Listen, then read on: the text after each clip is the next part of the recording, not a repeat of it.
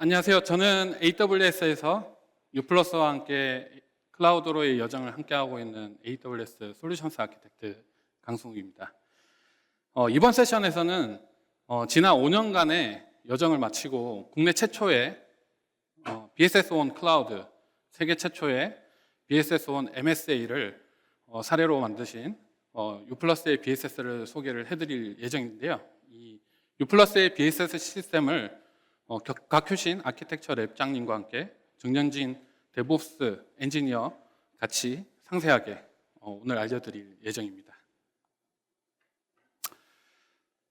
앞서 아무래도 여기 계신 모든 분들이 텔코 인더스트리의 경험자이시거나 관계자이시지 않기 때문에 제가 앞서서 오늘 설명드릴 BSS가 무엇인지 잘 모르실 수 있으십니다. 그래서 클라우드1 텔코 인더스트리의 전반적인 설명을 짧게 드리고 유플러스의 BSS 플랫폼인 유큐브, 이 차세대 유큐브 3.0이라고 명명된 시스템의 마이그레이션 여정과 그리고 그에 따른 효과, 그리고 그 이후에 계속되고 있는 모더나이제이션의 넥스트 스텝을 말씀을 드리는 자리를 가져보도록 하겠습니다.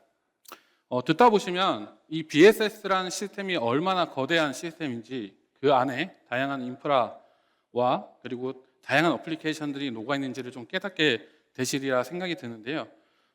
점심을 드시고 나서 좀 잠이 좀 오실 수 있으신데 좀 집중을 해주시면 오늘 세션을 좀 알차게 들으실 수 있으리라 생각합니다.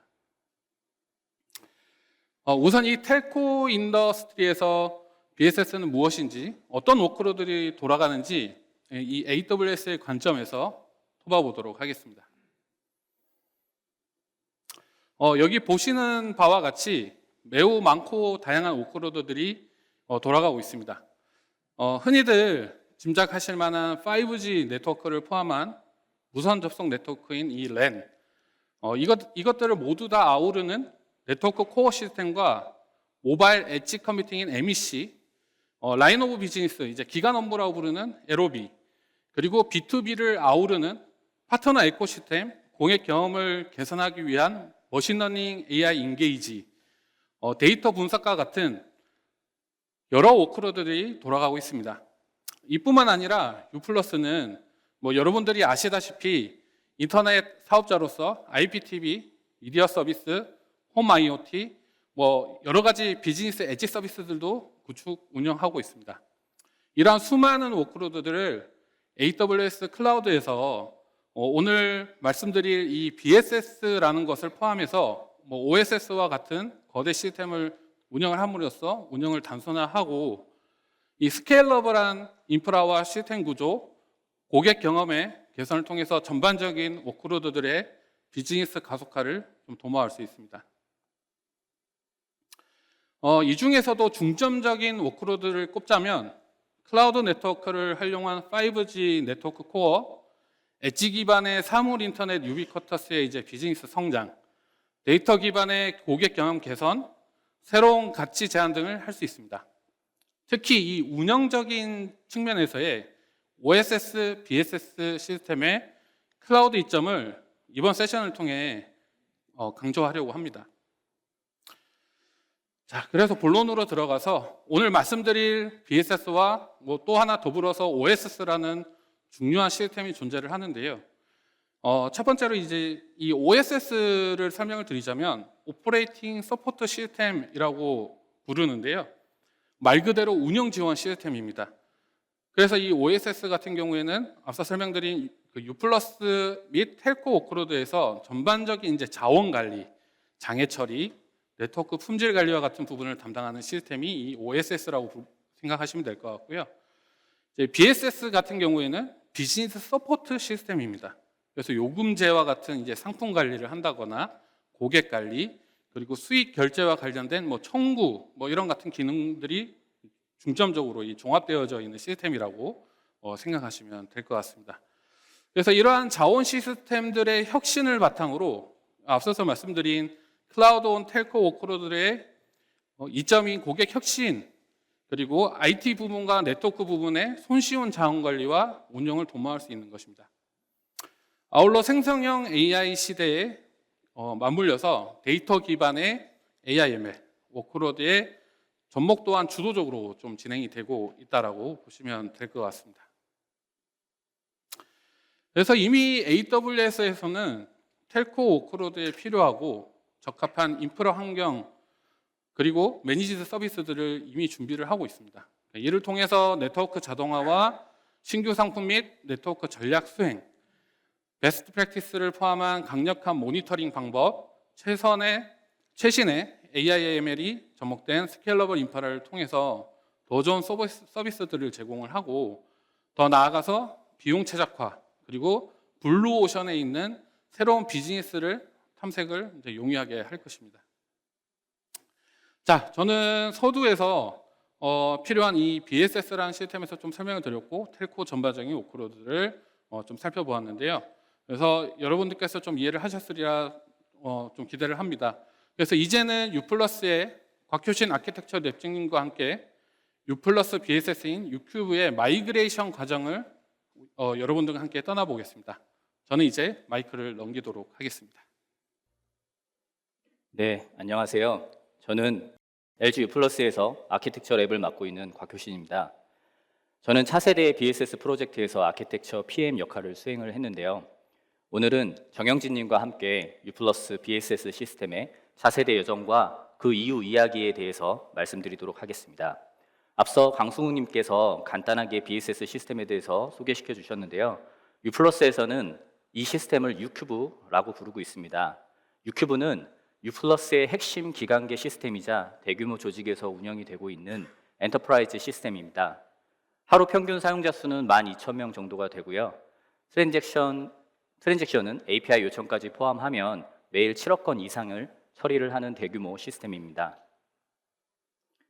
엔터프라이즈 시스템은 대규모 조직에서 운영이 되면서 여러 부서의 다양한 개발 요구로 인해서 시간이 갈수록 기능이 늘어나는 특징을 가지고 있습니다. 또한 이러한 기능들은 특정 도메인에 국한되지 않고 여러 도메인에 걸쳐 있어서 복잡하다는 특징도 가지고 있습니다. U큐브도 차세대 업그레이드 후 10년이 지나가면서 메뉴 수가 2,500개 정도 되고 화면 수도 4,000개를 넘어가면서 여러 가지 문제가 발생되기 시작했습니다.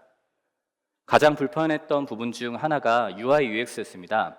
오래된 4대3 비율의 UI 프레임워크를 사용하고 있고 과도한 팝업 사용과 복잡한 화면의 비즈 로직으로 인해서 런타임에서 에러가 발생할 경우에 화면이 하얗게 멈춰버리거나 비정상 종료가 발생하는 경우도 많았습니다. 이러한 것들은 사용자에게 심각한 불편을 초래했습니다.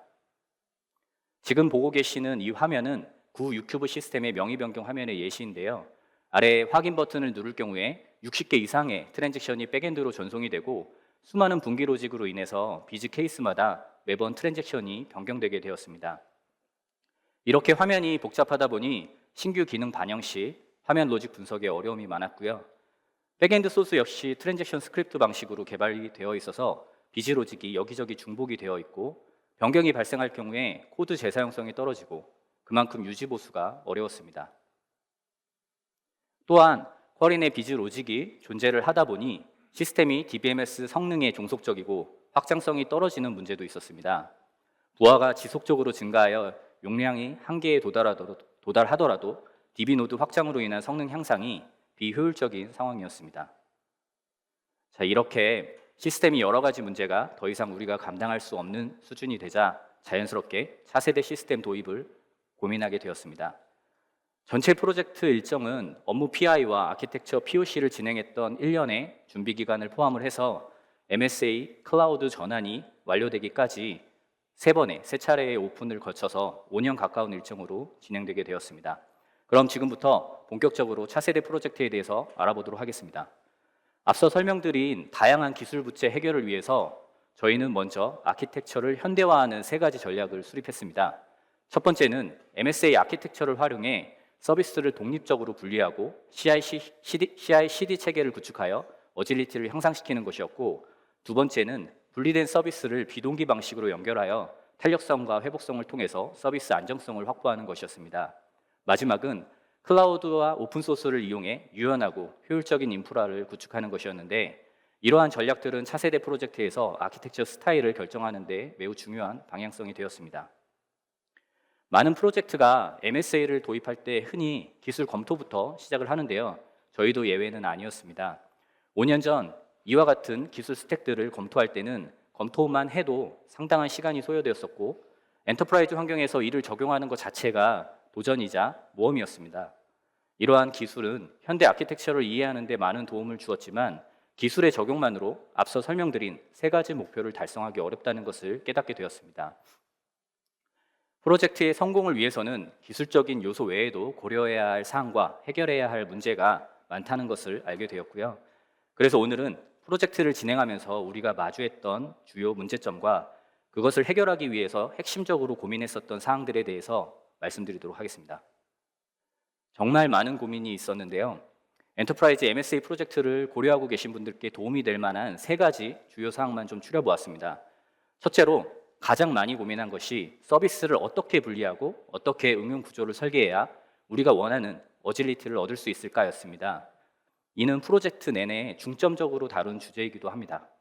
두 번째는 이렇게 서비스가 분리되고 나면 이들 간의 데이터 정합성을 어떻게 보장할 것인가에 대한 고민이고, 마지막으로 클라우드 도입 기준과 서비스 및 데이터를 단계적으로 마이그레이션하는 전략에 대한 고민입니다. 그러면 이 세 가지 주제에 대해서 하나씩 자세히 살펴보도록 하겠습니다. 첫 번째로 서비스를 어떻게 분리할 것인가입니다. 모든 서비스를 마이크로 서비스로 구현하는 것은 효율성이 떨어지고요. 프로젝트 기간과 비용의 리스크가 될 수가 있습니다. 우리는 서비스의 특성에 따라 마이크로와 매크로 서비스로 구분을 했습니다. 자주 변경되어 민첩성이 필요한 영역은 마이크로, 그리고 변경이 적고 데이터 일관성과 고성능이 요구되는 업무는 매크로로 정의를 했습니다.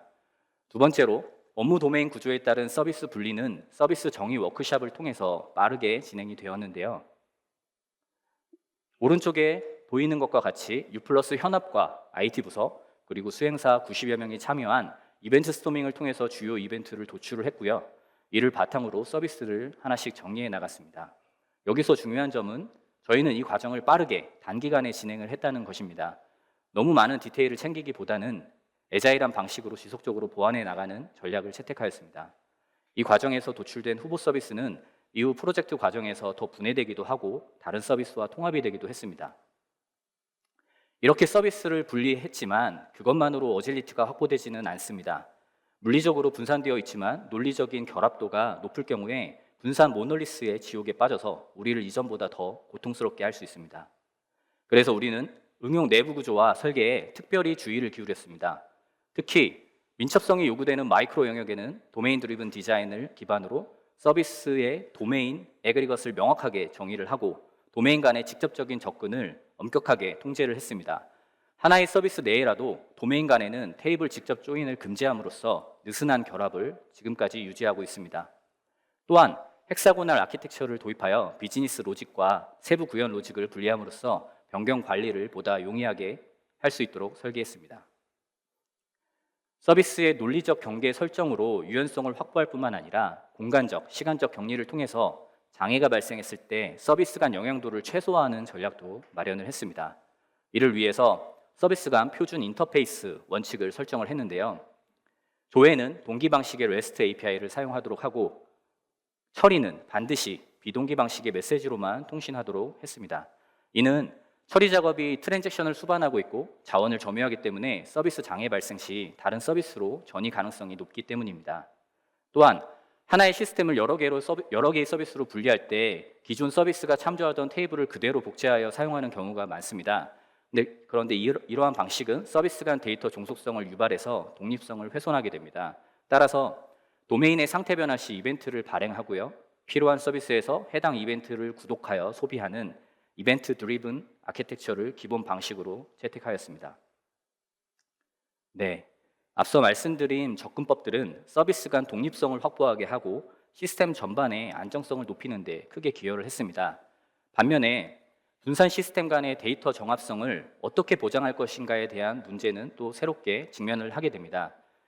먼저 비동기 메시지는 카프카와 같은 메시지 브로커를 통해서 전달되게 되는데요. 카프카는 메시지가 최소 한 번 이상은 전달이 되도록 보장을 하지만 카프카로의 메시지 전송은 각 서비스에서 보장을 해야 합니다. 이를 위한 방안이 바로 트랜잭셔널 아웃박스 패턴입니다. 도메인 로직과 메시지 발행을 트랜지션 처리함으로써 메시지 유실을 방지할 수 있습니다. 다음은 분산 환경에서는 기존에 하나의 트랜지션으로 처리되던 작업들이 여러 개의 로컬 트랜지션으로 분리가 될 수 있습니다. 이에 대한 원자성과 일관성을 보장하기 위해서 흔히들 사가를 사용해라 라고 하는데요. 사가를 실제 구현해보면 보상 로직도 고려해야 하고 정상 동작 여부를 검증하는 데에도 시간이 엄청 오래 걸리고 정말 쉬운 게 하나도 없습니다. 그러다 보니 때때로 프로젝트에서는 사가 대신 간단한 동기호출로 구현하는 것이 낫지 않냐는 의견이 제시되기도 하는데요.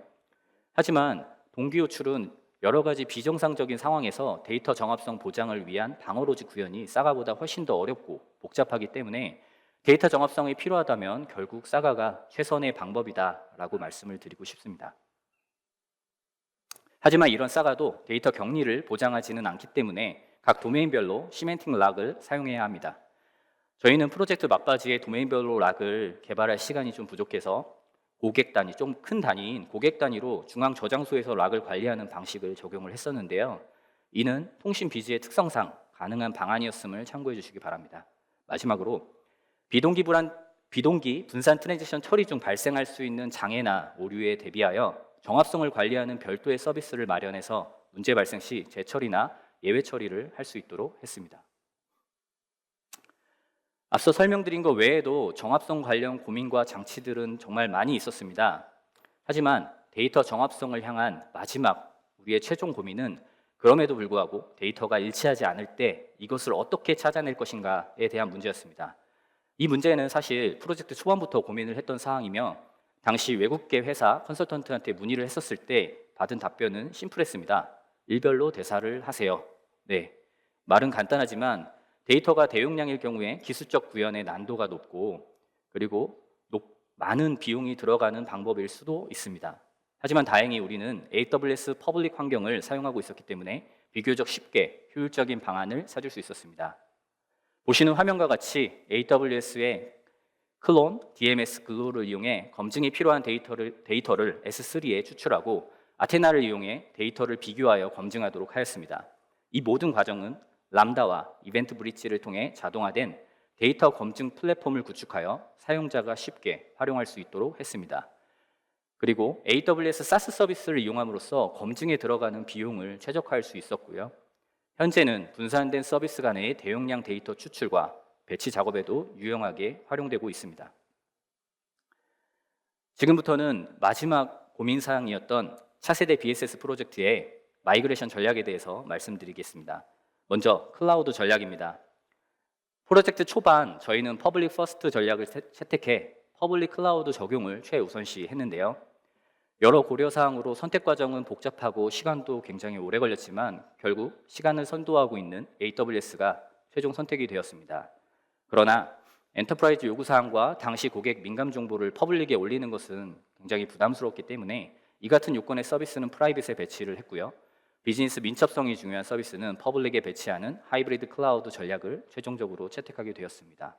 네, 최종적으로 프라이빗 클라우드에는 17개의 서비스가 올라가게 됐고요. 퍼블릭 클라우드에는 30개의 서비스가 올라가게 되었습니다. 다음은 마이그레이션 전략 중 기존 모놀리스 시스템을 단계적으로 마이크로 서비스로 전환하기 위한 방안입니다. 차세대 BSS 프로젝트는 크게 3번의 단계적 오픈을 통해서 전환이 되었는데요. 기존 시스템을 점진적으로 새 시스템으로 대체하는 스트랭글러 어플리케이션 패턴을 사용했습니다. 1단계는 사용자 체감상 가장 개선이 시급했던 UI UX와 공통 서비스 마이그레이션을 통해 사용자들이 빠르게 차세대의 혜택을 체감할 수 있도록 했고요.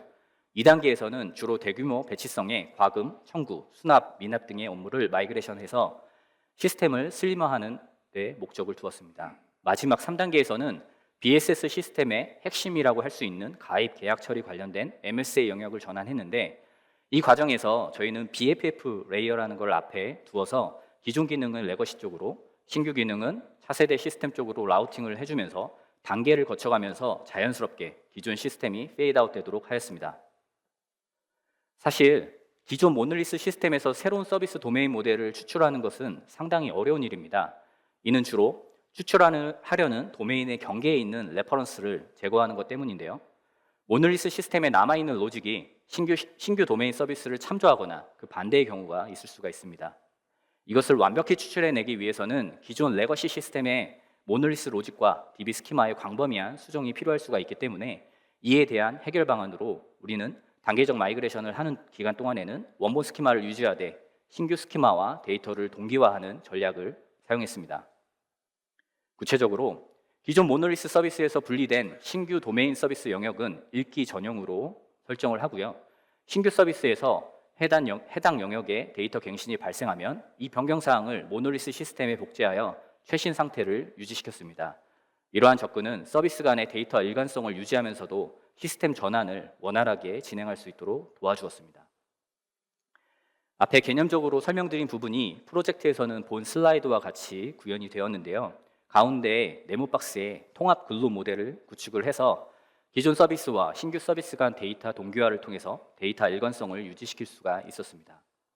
차세대로의 모든 마이그레이션 여정이 끝나고 나면 이 영역은 모놀리스 시스템과 함께 페이드아웃 되게 됩니다. 마지막은 데이터 전환 전략입니다. 전환은 차세대 프로젝트에서 가장 큰 미션 중 하나입니다. 누적된 과거 데이터를 정비하고 새로운 데이터 모델에 맞게 변환하는 것은 어려운 과제이지만 특히 클라우드 환경으로의 데이터 이전은 기존에 우리가 경험하지 못했던 새로운 도전이었습니다. 마지막 오픈이었던 3단계에는 시스템 중단 가능 시간인 24시간 내에 데이터 전환과 이관이 모두 완료되어야만 했습니다. 원천 데이터인 100TB의 데이터를 24개 DB에 이전하기 위해서는 우리는 AWS의 DMS와 함께 람다와 이벤트 브릿지를 활용한 자동화 어플리케이션을 개발하였습니다. 이 자동화 시스템은 데이터 이관을 신속하고 정확하게 완료하는 데 결정적인 역할을 했는데요. 이를 통해서 87개의 RI 서버와 7,000개 이상의 테이블별 서브 타스크를 효과적으로 제어할 수 있었습니다. 화면에 보이는 그래프는 실제 프로젝트에서 작업한 결과인데요. 초기에 최대 속도가 나오도록 동시 작업 스케줄링을 해서 13시간 만에 모든 DB에 데이터 적재를 완료할 수가 있었습니다. 전환 시간까지 포함하면 총 20시간 내에 모든 작업을 완료한 것으로 최초 시뮬레이션 당시 3일 소요됐던 것에 대비해서 크게 개선된 결과였습니다. 이러한 성과는 DMS 기능을 최대한 활용하고 데이터 특성에 맞는 전환 전략이 있었기에 가능했습니다. 네, 여기까지가 오늘 제가 준비한 고민사항의 마지막이고요. 이번 프로젝트의 의미에 대해서 말씀드리고 마치도록 하겠습니다. 이번 차세대 프로젝트가 특별했던 첫 번째 이유는 최초로 BSS를 MSA로 전환하려는 목표가 있었다는 것입니다. 무언가를 처음으로 적용할 때 보통 레퍼런스부터 찾게 되는데 기간계 엔터프라이즈인 이 BSS 시스템을 퍼블릭 클라우드에 MSA로 전환한 사례는 글로벌에서도 찾아볼 수가 없었습니다. 그만큼 어려운 과제라는 이야기입니다. 저희도 이전 프로젝트에서 MSA 전환에 실패한 경험이 몇 차례나 있었고요. 그래서 더욱 철저하게 준비를 했지만 그럼에도 불구하고 3번의 오픈 연기가 있었고요. 최종 MSA 오픈 당시에는 롤백이 의사결정되면서 건너갔던 강을 다시 되돌아와 보는 경험을 해보기도 했습니다. 이 프로젝트에 참여했던 U+와 수행사인 CNS 그리고 파트너사 수많은 분들의 인내와 노력 그리고 AWS의 전폭적인 기술 지원이 없었다면 성공적인 오픈은 불가능했을 거라 생각을 합니다. 두 번째로 이번 프로젝트는 수행사인 LG CNS에 우리가 아웃소싱을 했지만 아키텍처 현대화를 위한 기술 리더십은 U+가 직접 주도를 했기에 이를 통해 차세대가 목표했던 어질리티와 서비스 안정성을 확보할 수 있었다고 생각합니다. 하지만 이러한 결과를 지속 유지하기 위해서는 결국 내재화가 필연적일 수밖에 없습니다. 저희도 프로젝트 중반 핵심 업무 영역에 대해서는 자사의 개발 인력들을 투입하여 내재화하기 시작을 했고요. 효율적인 클라우드 운영을 위한 데브옵스 인력도 지속적으로 양성시켜 나가고 있습니다. 흔히 차세대를 넥스트 프로젝트라고 부릅니다. 하지만 저희는 이번 차세대가 정말 마지막 라스트 차세대다라는 마음가짐으로 임했던 것 같습니다. 지금까지 엔터프라이즈 시스템은 차세대급의 프로젝트가 아니면 아키텍처를 변경하는 것 자체가 불가능했습니다. 하지만 이번 프로젝트를 통해서 우리는 MSA로 시스템을 경량화했고요. 인프라의 변경이 유연한 AWS 클라우드로 마이그레이션 되었기 때문에 더 이상의 차세대 없이 우리의 시스템을 지속적으로 진화시켜 나갈 수 있는 기반이 마련되었습니다. 차세대는 이렇게 끝이 났지만 AWS 클라우드 환경에서 우리가 어떻게 지속적으로 아키텍처를 진화시켜 나가고 있는지 U+ 데브옵스 엔지니어인 정영진 님께서 말씀해 주시도록 하겠습니다. 네, 안녕하세요. 저는 유플러스의 데브옵스 엔지니어이자 AWS 커뮤니티 빌더인 정영진입니다. 앞서 이제 곽효신 아키텍처 랩장님께서 BSS 시스템인 유큐브가 어떤 구조로 차세대를 했는지에 대해서 말씀을 해주셨습니다. 저는 지금부터 차세대 이후 퍼블릭 클라우드에서 최적화를 위해 어떤 부분을 개선하고 있는지에 대해 말하고자 합니다.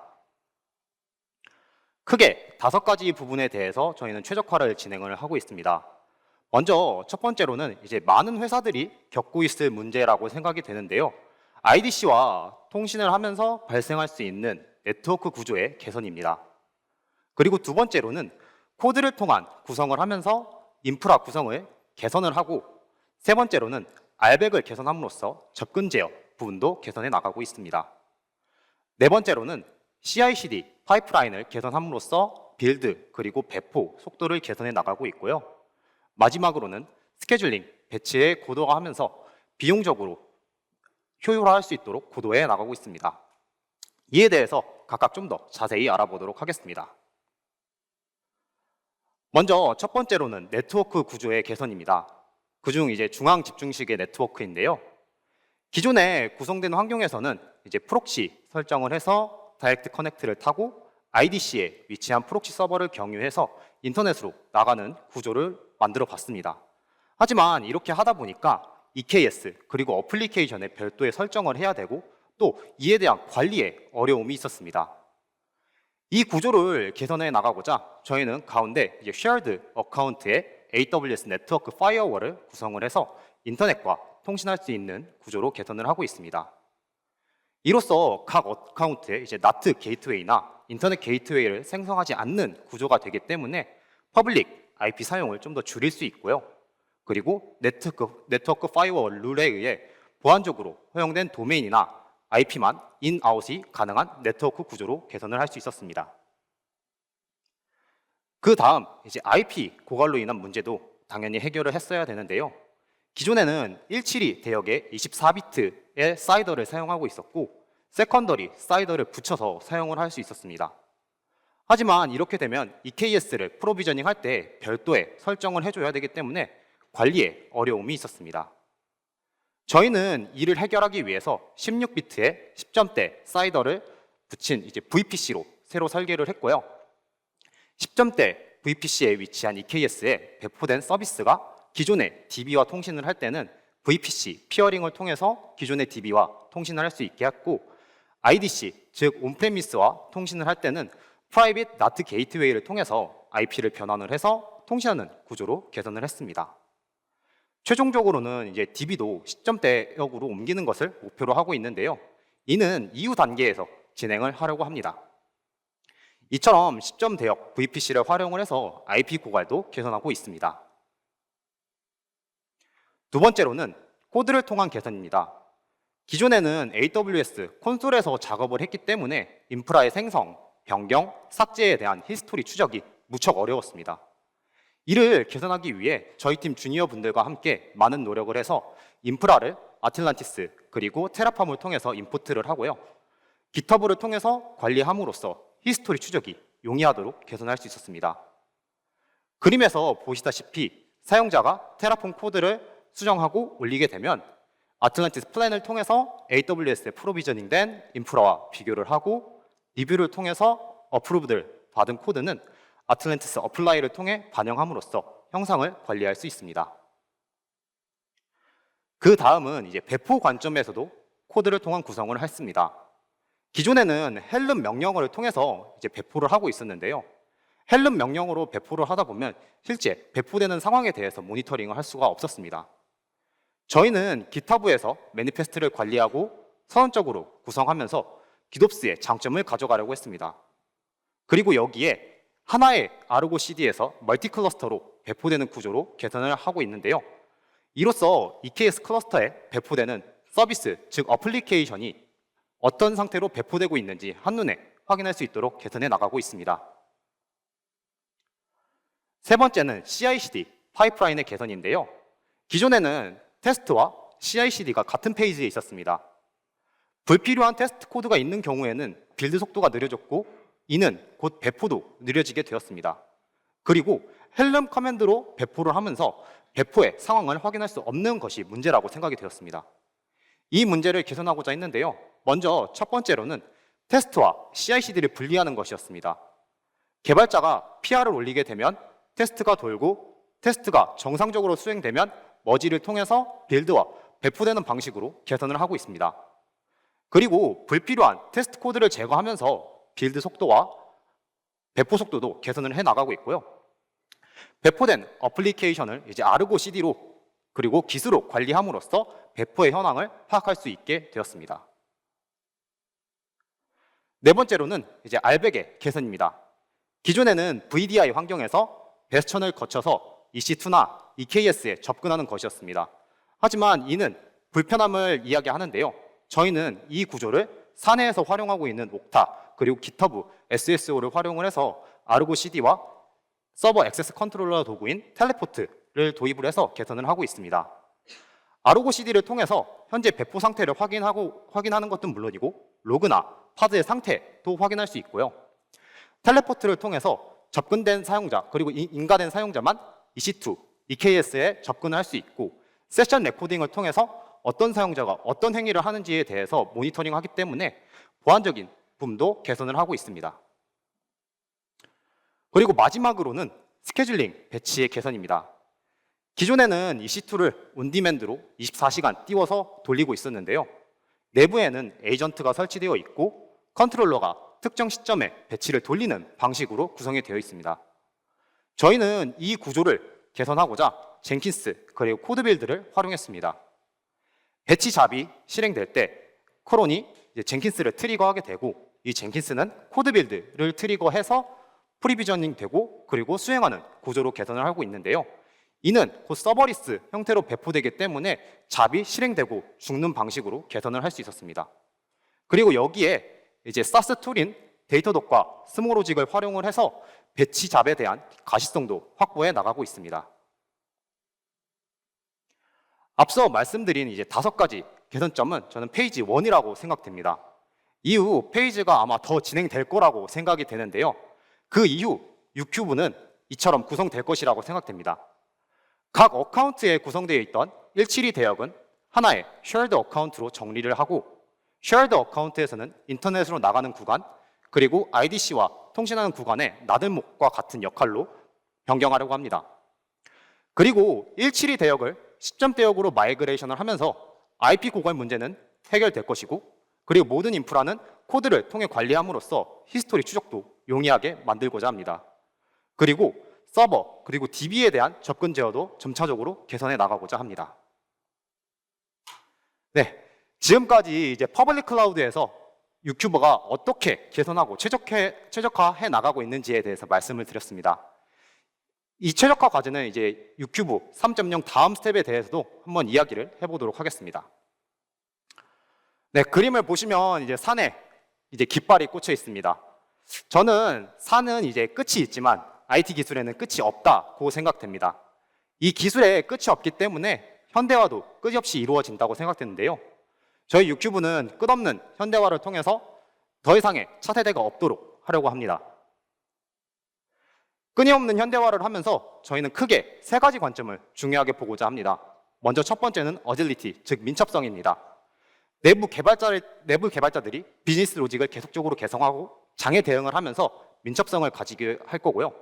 두 번째는 컨티뉴어스, 지속성입니다. 지속적인 개발, 배포, 모니터링, 그리고 성능 개선을 통해서 큰 변화는 없는 인프라를 계속적으로 유지해 나가려고 합니다. 그리고 세 번째는 옵티미제이션입니다. 모니터링을 통해서 성능 개선, 그리고 비용의 최적화를 통해 점차적으로 최적화를 진행해 나가려고 합니다. 이를 통해 유큐브라는 시스템이 마지막 차세대가 되도록 하고자 합니다. 이 문구는 이제 어린 왕자의 작가 생텍쥐 베리의 인용구입니다. 완벽하면 더할 것이 없을 때가 아니라 뺄 것이 남지 않을 때 완성된다라고 합니다. 유큐브도 마지막 차세대 끊임없는 현대화를 통해서 고객들에게 더 나은 서비스를 제공하자 노력하겠습니다. 감사합니다.